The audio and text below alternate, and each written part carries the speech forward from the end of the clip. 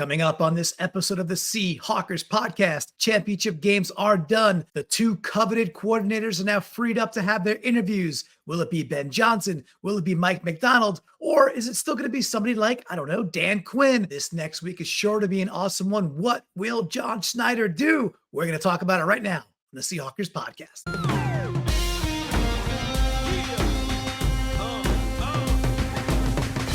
Welcome to a special edition of the Seahawkers podcast. I'm Clinton Bonner. We are fired up to bring this to you. The conference championship games, well, they just ended. We got the group in. We're going to be talking about that today, the implications for our Seahawks, and has anything changed in our minds as we got one extra week to watch both Ben Johnson and Mike Macdonald do their thing. They both crash and burn. Kay lost him up, screw the Niners and everything else. We'll talk a little bit about that. With that, though, Adam, we'll talk about the game. So hold all that off. How are you doing, bud, as we do get ready for a 49ers Super Bowl? Gross. Yeah, well, it could have been worse. I mean, it could have been, well, no, it can't really be worse. The 49ers in the Super Bowl. You're right. I was trying to find a silver lining there. Actually, it could have been worse. The Niners could look like a juggernaut going into the Super Bowl, and they don't. So that's kind of nice. But yeah, just out here, man, sweltering in the 50-degree heat in the end of January in Montana. It's all going to be on fire in about 3 months. So enjoy this now because I'm going to be gone as a fire refugee later. Hopefully that doesn't happen to the one and only Mr. Phil Leidick, who's also joined us today. How's your day been, buddy? Well, it's a sad day that we have two red teams in the Super Bowl. That's a bummer. It could be worse. I could have had the same thing happen that apparently happened to Clinton, where the games were so bad he had to shave his beard. So at least I still have my beard. I'm glad about that. But other than that, as far as football goes, tough. It's always easy to cheer against the 49ers, no matter what's on the other side. But I was hoping to cheer for something that I actually liked instead of a team I've hated my whole life. So team I've hated my whole life versus the team that I hate the most. I guess I got to go with the team I hate the most. But I'll watch football either way. The sports hate runneth high this week for these 2 weeks for us Seahawks fans. And I wish I had a cool story about my beard. Like, I lost a bet and it was kind of cool. Nope. Put the beard clipping on the gauge, go to do it. The clipping thing comes off little thing here. I'm like, well, there's that. And then this is just kind of like, the no guard takedown. Nice part is I'm hairy. It'll grow back quickly. So by Wednesday or Thursday later this week, it'll look a bit more full again. So you Lamar'd your beard. I Lamar'd my beard. All right. I misfired and again, we will get into that game, but boy, oh boy, was that a misfiring of kind of epic proportions from that offensive game plan. Before we do get to that though, I want to remind folks, hey, if you're watching this on YouTube, subscribe, hit the like, hit the bell this way when we do go live, which will be more this off season. You do get notified. YouTube.com/Seahawkers podcast. Of course, all audio platforms, wherever you got ears, subscribe there. And either way you like to consume it, it's all good. And if you are really enjoying the content, getintheflock.com. You could support the show. And if you do so, you could join us in cool places like the Discord or the Facebook Ring of Honor. All right, so cool places there. I'll start with you, Mr. Phil. Back to you. Cool places, Baltimore. That whole pier area down in Phelps Point, Baltimore, it's cool. The location of that stadium, it's cool. Ravens fans, pretty cool. Their offensive game plan, I don't think that was pretty cool, Phil. What do you think? Foolish. The number one running team in the National Football League, and their running backs barely got a chance to carry the ball. I cannot fathom that game plan. Absolutely fireable offense for how they handled that particular game. I don't know if Lamar was set out to prove that he could Patrick Mahomes his way to a win and try to decide to be somebody he wasn't, checked into pass plays. I cannot come up with a good explanation as to that game plan. Eight rushing plays besides Lamar's 8 rushing attempts. Adam, 8 times running the ball. Is this it? Is that it? Or is there more than meets the eye with why the Ravens are not in the Super Bowl? We got to admit that the Chiefs defense is damn good. Like that's one of the things that you need to take away from this as well. No, that's right. Spagnuolo had a really nice game plan, and he may have baited them into not running the ball quite as much as I think all of us think that they ought to have.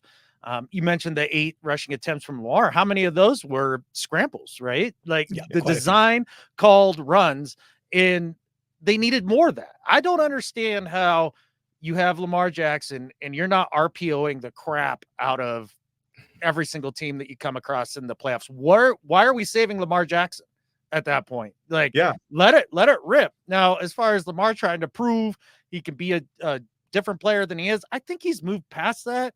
This felt more game planning. It didn't seem like he was audibling out of a bunch of runs. It just seemed like Monken didn't call it. So it was tough for the Ravens. I'm not sad. I've never liked the Ravens. It didn't hurt my feelings at all. Yeah. Do you know when I was worried at him? You know when I was worried that the Ravens might not win? It was very early in the game. Lamar could have ran to where it was close to like 2 away, and he did a slide. And I said, okay, if we're saving Lamar in the championship game, they're not playing offense right against this really good Chiefs defense. And then throughout, there was a number of times where I thought Lamar could have easily had a first down, and he tried to throw wild passes. I'm like, are we trying to keep him safe as if the going to the Super Bowl is a given? I was baffled, befuddled, and just confused as to what they were thinking. I was watching the game with a friend of mine who's a big Bills fan, and on that play, I believe the one you're mentioning, Phil, the slide one, he's like, man, it's like Alden would have trucked that guy and or went over him and like made him a jockstrap, like going over the top of him, and he was a very frustrated Bills fan watching that because he's just sitting there being like, man, we're better than this team, because they really did hang with the Chiefs and had them on the ropes for quite a bit. So he was frustrated watching that too. And of course, then you get the Cam Chancellor like esque or Earl Thomas-esque karate chop at the goal line, punching it out on Zay Flowers there, right? Yeah, with Snead. That was a beautiful play at the half-yard line. So of course, it is a game of inches. Enough about those Baltimore Ravens. We all do. Hey, let's talk about one more thing, because I hear people every time this happens. I hear people upset and complaining about the fumble it out the end zone rule. I love that how rule. It's so unfair and blah. It's a good rule. I love it. I think it's a fantastic rule. It ups the ante of how important it is in the red zone to have ball security. And look, man, it's the way the ball bounces. I mean, I'm sure the Seahawks in the next 20 years will fall victim to that rule at some point. It happens, but I like the rule, and that was a huge play in the game. It really did. There's no other good call. There's no other way to rule that would cause us to continue to value the end zone, protect the ball, and give the defense a big shot on that moment. It's like the center fielder getting to rob the home run. It's love it. And if you change it, there's no way to change it that would make things right or fair. Can you guys think of any way to change that rule that would make any kind of sense? I've heard people say, like, the offense possesses it still, but you move them back, like they get a penalty, they get penalized. It's like, well, you're admitting that it was bad, so that's the rule. It's not. No, if offense possesses it, then everybody's going to be stretching the ball out there, cattywampus, with no consideration for how much the football matters when you're close to the end zone. You can't make that rule. It's absolutely improper and unfair to the defense. That's the thing. I love it. Is that in the last 10, 15 years, all the rules have skewed in favor of the offense. Can the defense have one, please? Yeah, save this one thing, right? Can we just have one nice thing on defense? We're three out of 3 on that one. So that is passed. That is a unanimous. Ding. Yes, unanimous pass. All right. Now on to that Detroit debacle, 17, and then there's lots of blame to go around. So we'll talk about that before we will talk coordinators and spend most of the time on that, of course, because they might be our coaches, or one of them might be our coach by the end of this week. Now, blame is going around the horn, right? The sports radio horn is on fire. And it's like, well, should have kicked this one. That field goal, I understand, but that one you got to kick, and this one, but you can't change a tiger stripe. So let Dan Campbell do his thing the entire time. So Phil, if you had to squarely put it on somebody's shoulders, Players. Okay, so you're saying it's not the call. So you're saying they got to catch the ball is what you're saying, DB's got basically, to right? catch the ball when it hits them in the face mask. Receivers have to catch fourth down plays that touch their hands. Goff maybe should throw it a little bit better, but there is no reason to not catch passes that touch your hands that are that lightly tossed on fourth down. Players got to make plays. If I'm the coach, if I'm Campbell, I call that fourth down play and I went for it, and my receiver all by himself, it hits his hands. I'm thinking I made the right call. My player gets paid enough, and I expect him, and I counted him to make that catch. Yeah, so you had Reynolds dropping 2 crucial ones. You had Jamison Williams dropping the flea flicker in the end zone, which didn't get a lot of shine because it was kind of eclipsed by the other ones. You had Laporta dropping a tightly contested one. Amon-Ra, another tightly contested one over the middle. But the egregious ones, in my book, were the 2 Reynolds ones and the touchdown at the goal line to Williams, which, again, is kind of forgotten. I understand that take. I might have a different one, but Adam, where do you lay the blame? Is it on the coach? Is it on the players? If you had to pick one. Let's start where the blame isn't. The blame's not on Jared Goff. I mean, No, he did everything within his power as a quarterback to lead that team to victory. And I don't think it's on Dan Campbell either. Whether you go for it on fourth in those situations, which when they came up, I was inclined to kick a field goal. That would have been my preference. Now, with that said, they're both the right decision. It's all a matter of whether or not it works out in the end or not. Like you don't know until you do it. They weren't egregious calls to go for it. Like that's what they've been doing. You go with the girl that you brought to the dance, right? Like that's what you do. I don't know if that's exactly how the phrase goes, but I'm making it up as I go. That's right. You dance with the girl you brought to the day. You dance with the girl, right? That's it. It's one of those things. You dance with the girl you brought. And you know, you brought her there. You roll. It's not on Ben Johnson, right? The calls that Ben Johnson made to get there, they worked. Right. It's not on Ben Johnson, and we'll get into the coordinators part of it certainly in a little bit. But no, I don't think so because Ben Johnson didn't make Gibbs put the ball on the ground, right? And Ben Johnson did not drop those passes. He schemed dudes open. So no, I don't think so at all. My biggest piece of Quinn though, man, is the field goal when they're up 14 to make it a 3-point 3-score game again. That one. I get all the stripes and I get all that, but if you're going to do that, then how about the end of the half? The end of the half, you're at the 2-yard line, but you decide to kick one then to go up 17. It's now, 10 minutes later, 10 minutes eclipsed, and you have a chance to bring it right back to where you were at halftime. But with 10 more minutes off the clock, you passed on that. That to me is, I can't square that logic because if you said, hey, we come out of the half, it's 10 minutes to go, 10 minutes have eclipsed and no one scored. If you're the Lions, you say, where do I sign? 10 minutes are gone, right? So to me, that was the more egregious of the calls. I'll give you your nits on that one. I slightly agree with you after the fact or even in the moment on that one. I just think if the players make the plays, they're in the Super Bowl. They're in the Super Bowl right now. If they make the plays they should have made. Yeah, well, and or interception bouncing off a dude's friggin' face mask, right? To go for a 50-yarder downfield. So, like as you did mention it, but that was another Purdy turdy, and he played a pretty good second half. I will say that about Purdy. He was almost competent. He was almost competent in the second half. He was good with it. He was good with his legs. He was good with his legs. He made 2 picks in the second half. The dude is terrible in big moments. Yeah. The dude is terrible in big moments. I am so sick and tired of watching this dude trot out on the field and throw 3 balls a game that are legit interceptions and gets away with it on the regular. And this time he turned a 1 pick into a 51-yard completion. This cannot happen sustainably. It can't.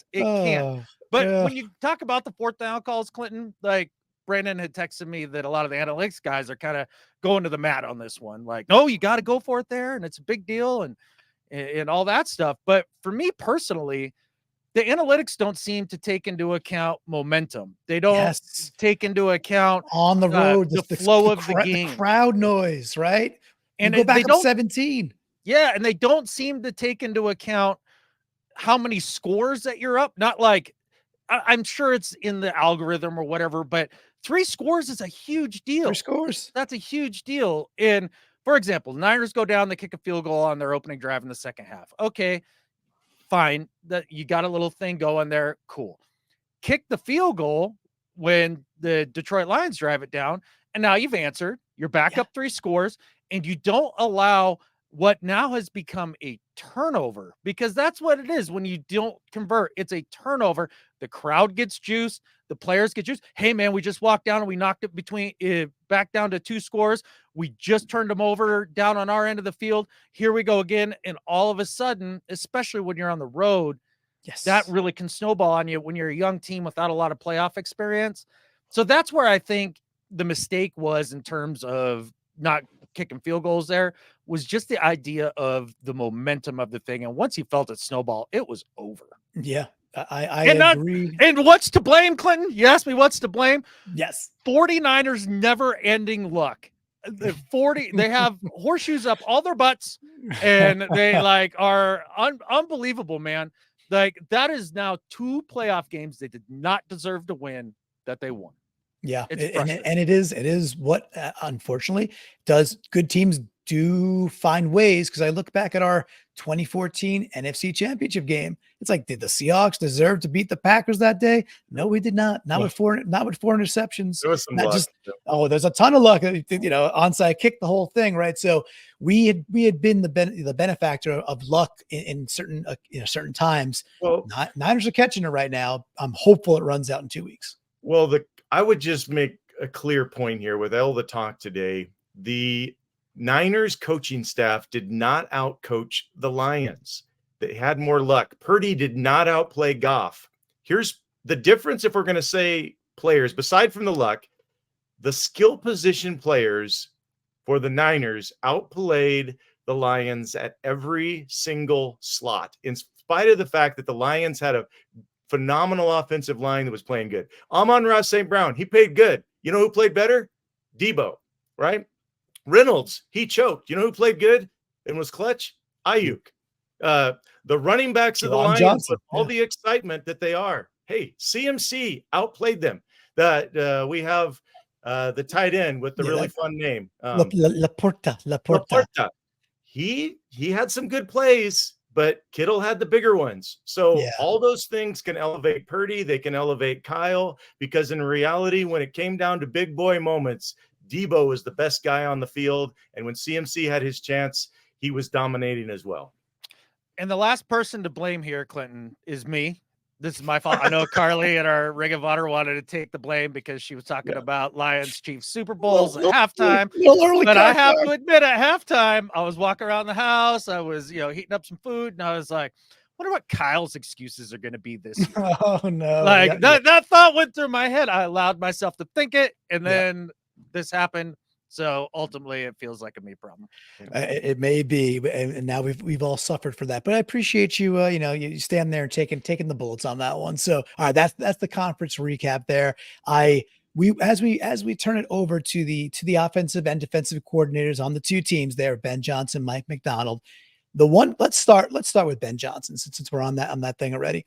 One thing I thought he could have done better in my estimation was you got 2 different types of backs there. And, and Jahmyr Gibbs unfortunately puts the ball on the ground, and that stinks. I just thought Montgomery was also a different, the way he was running. And then to see his second half in volume, it's like, dude, that's the dude who's got to get the ball. I know you've got Jahmyr. I know he's talented. I totally get it. But Montgomery is that other type of back. And he was getting big, demoralizing chunk plays. And he really wasn't nearly involved enough in the second half, and something like that. I'm like, ooh, I do put that on Ben Johnson a little bit. And I realized some of it just didn't go their way. It didn't have the amount of plays they wanted. Just a few plays. But hammer Montgomery and put the game away, and they failed to do that. So I'll start there. Adam, did you learn anything new about Ben Johnson in this game that you maybe didn't already know? I think what I've been learning about Ben Johnson through the playoffs is that when the moments get big, he doesn't shut it down and turtle up. The Lions did have nice drives in the second half to put him in position to have those 4th down opportunities or to have kicked a field goal, however you wanted to go about it. That is something that has been kind of eye-opening to me. The other thing is that he's now beaten the Rams in the playoffs in did everything within his power as a coach to beat the Niners in the Yeah. playoffs. I sure do like that. That puts him up a little higher on the coaching candidacy for me personally, anyways. I like that. It's a good take. All right, so Phil, any new gleanings since we got this extra week of watching Ben Johnson? Anything new come to mind while you were watching yesterday or thought about it today?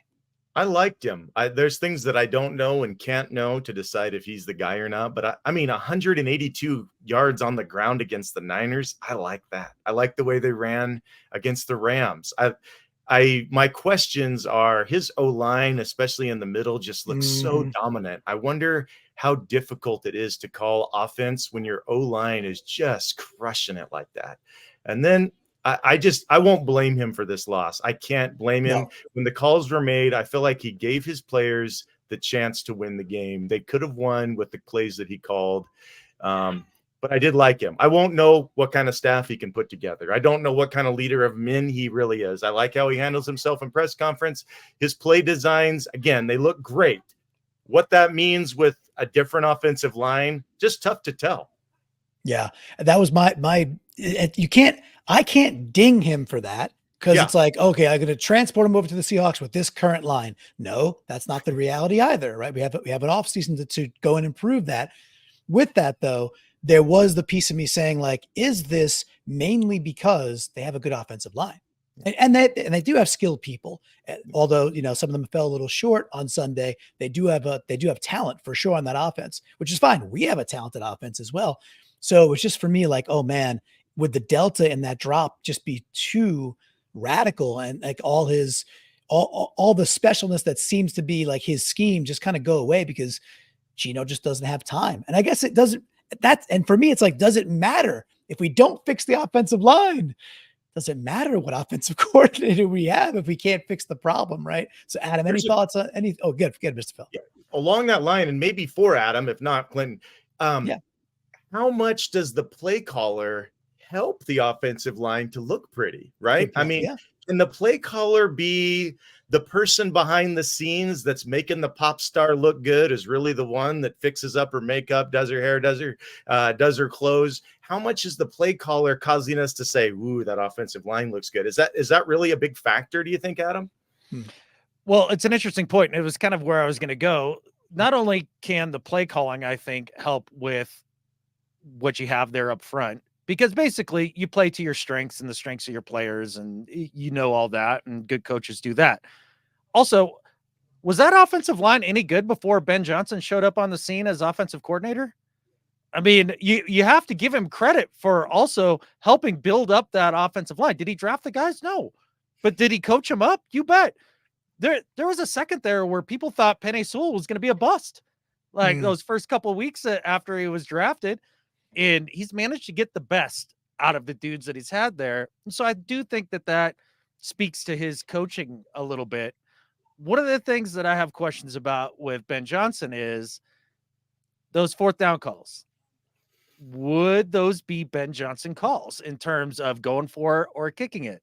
We don't know. That's one thing. And then the second thing that intrigues me about Ben Johnson is that I said I wanted pedigree and some of the things that I really liked about coaches. Not so much a pedigree with this guy, but the proof is in the pudding, which I think trumps about everything else. And I kind of love the fact that he's not from this dude's tree, that dude's tree, and just kind of running their thing. This is his thing. This is crap he invented. And so my thought process is that when you get the OG of something, then when they struggle down the road, when defenses adjust and things like that to start taking things away, they actually have the answers because it's their freaking invention, rather than some guy who's now the fourth different coordinator for Sean McVay, who sure knows the system. Yeah, sorry. Right. Yeah.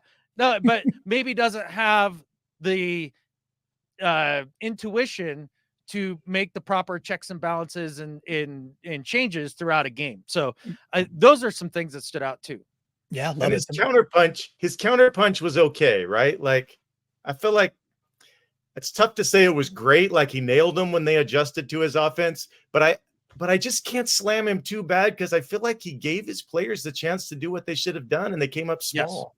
I mean, the bottom, I mean, look, I said what I said about Dan Campbell in that first field goal. The players did not execute. And I love the concept of doing what you're going to do on third down, knowing that you might go for it on fourth down, because it dramatically changes third down in the way that it lets you run the ball and catch him off guard in a 3rd and 12 and still convert.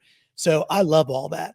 And I'm pretty sure Dan Campbell obviously making the actual call to go on a fourth down. But like you said, Adam, will that pedigree rub off, and will he bring that offensive aggressiveness? I do think that at least the philosophy of, we got 4 downs to play with once we basically cross our own 45. But then once you get down to the 20, the 25, you kind of get stuck there. Is it time to take points, to put points on the board? I guess that'll be a tale we'll see as Ben Johnson's career evolves. Maybe with the Commanders, maybe with Seattle. I guess we shall see.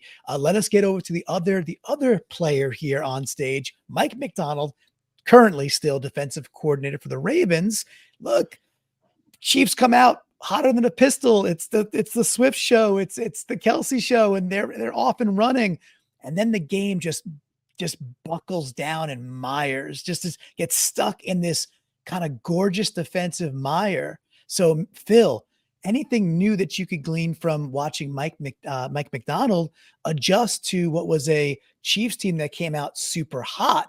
Anything new coming up for you watching Macdonald do his thing?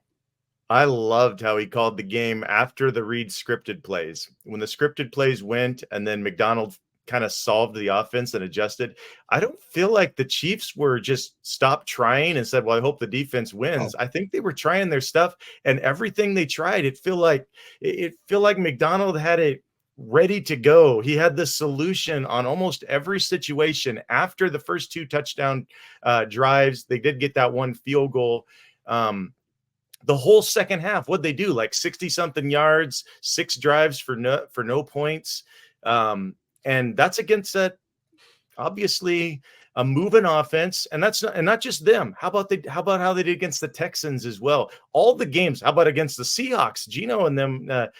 He looked pretty good against us as well. Every game that I've watched, which is maybe 10 Ravens games this year, before or after, I love the way he calls the game. I love their aggression. I don't know if that's just him.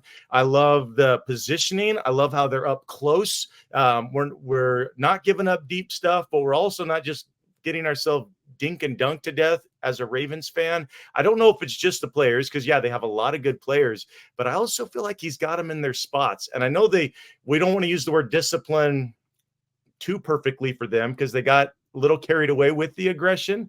But when I mean discipline, as far as being positionally sound, almost every time I felt like people were where they were supposed to be. I love the way he calls a defense. All right, Mr. Phil is a little smitten, and I share that feeling. Adam, anything new that you learned watching this last game or the playoff run with Macdonald and the Ravens? Oh, sure. There's some takeaways for sure, Clinton. But what I don't want to take away is your chance to gush a little bit about the Macdonald. Come on, lay it on me, man. Lay it on me. I know you want to talk about this. I do want to talk about this guy. I mean, Phil did a very good job, so I'm not going to repeat the things Phil said. The addition I'll add is it's watching them be assignment sound and then tackle. The tackling is so good, so sound. And even when it's a tough one, they just get a guy by the legs. That guy still goes down. They still get the guy down. Good players. Yes. And then when they got a gang tackle, they swarm and gang tackle.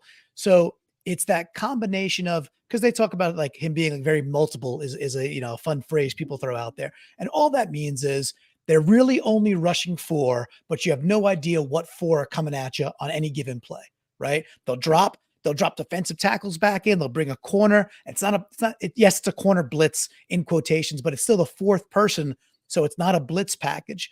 And then when you do those things, you have to tackle. You got to be super zone disciplined and then tackle. So all that put into a blender, Adam, that's what I love the most. It's like, yes, I like the scheme, but if you could just bring that kind of tackling back to the Pacific Northwest, I think we'll be in a much better scenario in 2024. How about you, dude? I'll tell you what, you talked about assignment football and the idea that McDonald is so quote multiple, meaning they just disguise a bunch of stuff. You never really Yeah. know exactly what they're going Yeah. to do, which is cool. But when you do that, it's difficult to be sure that players know what the heck it is that they're doing, Right. even in that moment. And one of the things that really stands out to me is how quickly the Ravens get to open field guys. Like they are rallying to the football in a hurry are on dudes in a hurry. They're recognizing things quickly. And I think that is a credit to McDonald in terms of making it simple for the player in the moment. It's either this or it's that. Mm-hmm. And our film study has showed us and just go off your cues and fire. And he has taken the guesswork out of playing defense for these guys. And that's why they're in such great position to tackle when it comes time to tackle, which then makes tackling easier, which means you make more tackles and everything works a lot better. So the idea that he has made it clear, the message has obviously been very cohesive, really stands out to me in contrast to the way that it looked like for most of our defensive players when they're out on the field. People pointing and confused and not really knowing where they're supposed to go and all of that. I don't know if it was that Clint Hurt wasn't able to communicate it well. Maybe the guys or they didn't learn the learners very well. Whatever it is, Mike Macdonald's got that dialed in. Yeah, and he hasn't been there, for a decade. He's been there for a fairly short stint and has them that together, right? And I love the point you made. I think it's a really brilliant point about the simplification in the moment. That's like, hey, I'm going to put you here. Trust that I know where to put you. And then, your choices. It's like you go to your closet. People say you go to your closet and hey, it's a bunch of black suits every single day. One less choice in life like that. That's it. So maybe here we got a navy suit and a black suit and see a cue, do the one thing and go and fly to the ball. So great point. Very, very, very good point there. Go ahead, Phil. There's so many things I would love to say about Mike Macdonald. I don't have a lot of time because of plans tonight, but one of my favorite things, it's one thing to watch a rookie who's highly skilled and CJ Stroud step up to the line and have no clue where the rush is coming from, who's going to be open, and just look mixed up and befuddled. Highly talented, but what am I going to do here? That was fine. I mean, I was excited to watch the defense there. It's another thing when Patrick Mahomes, who is the best at not getting sacked, the best at finding guys open, he had to throw perfect plays in traffic. And not only that, Kelsey had to make great catches, not good ones, great catches with guys right there for them to move the ball at all. And by the second half, you watch Mahomes and you look at him and he's trying to be Mr. Cool, but he's not seeing anything. And next thing he knows, right where he's not looking, that's where the rush is coming. And then it's coming. And now how am I going to deal with it? When I see Mahomes have to handle things that way, I can't wait to see what that would do with guys like Brock Purdy. Yeah. Yes. I mean, it was beautiful to behold in the second half on the defense. Now, every time Lamar got out there, I was frustrated as I'll get out for how they were calling plays. But boy, that was nice to see the way he calls it with the aggression and the tackling, everything else you guys mentioned. I love how he coaches defense. So we got 3 minutes to go before Mr. Phil has to cut us. He's got a family thing. So we got 3 minutes to rock before we got to do that. So let's get to it. I think I know where Mr. Phil's leaning because I could just read in those tea leaves. They don't seem too hard to read, but Adam, let's start with you. Your number one choice right now, for Seahawks head coach. Is it Ben Johnson? Is it Mike Macdonald? Is it somebody else still? Who you taking? It's Ben Macdonald. You can kind of give me either. I'd be very happy. There's pros and cons to both the dudes, and some of the arguments of if you get the offensive guy, you don't have to worry about OCs and all that, and that makes sense, and I'm on board. One of the things that I find interesting is everybody's like, oh well, they waited for these two guys. It's going to be one of these two guys. Well, they waited for these two guys to interview them, not to necessarily hire them. It could very well be still Dan Quinn. Or go on down the list, right? Like there's no guarantee it's going. I'm gonna hold your feet. I'm gonna hold your feet to the fire. So no Ben Macdonald had a home there. All right, I would go with Macdonald. I would go with Macdonald. He's going Macdonald. But okay. I wouldn't be sad for 1 second if they hired Ben Johnson. Gotcha. All right, Mr. Phil, who is your number one choice? Who do you want as our next head coach? Well, I'm having a hard time feeling like I can be interesting because I kind don't of gotta agree be with interesting. Adam. Just be I you. Okay. Well, what Adam has said, I can't disagree with. And here's why, because the 50% that matter to me, I have no idea how to find that out. I'm not in those Right. interviews. I don't know who they can call. I don't see their passion and vision to present how they can take our team and cause it to be here for us. All I can base it off is what I've seen. And I Yeah. love what I've seen from Johnson, and I love what I've seen with Macdonald, with those players, with the guys they had. Now they'll have to find new guys. They'll also have to find someone to handle the other side of the ball, which isn't going to be a cupcake walk around either, right? So the things that I need to know, I can't know. And without being Schneider, I can't know for sure. So I'm going to be excited if they get either one of them.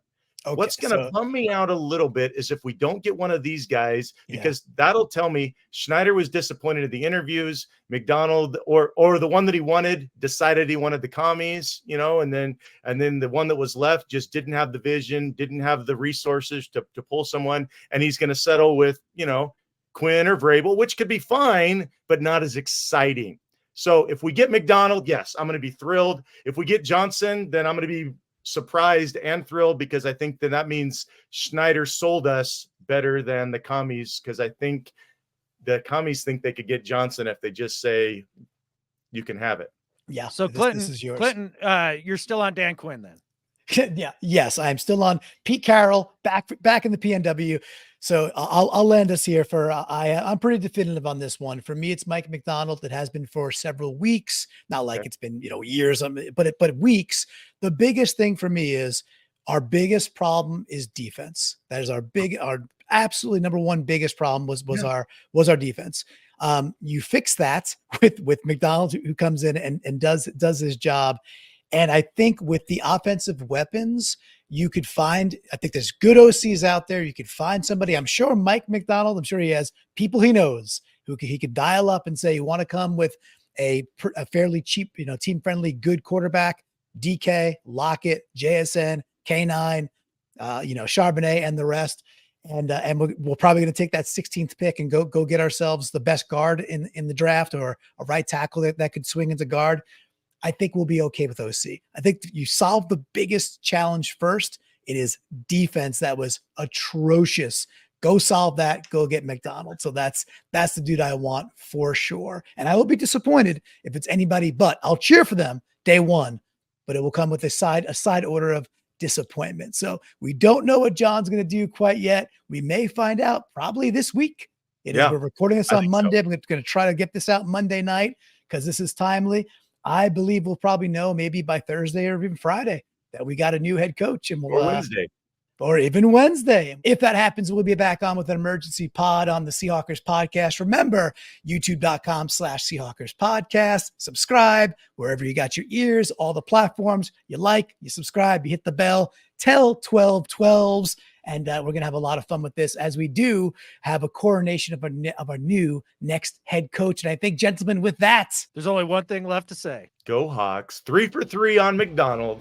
Go Hawks. Go Hawks.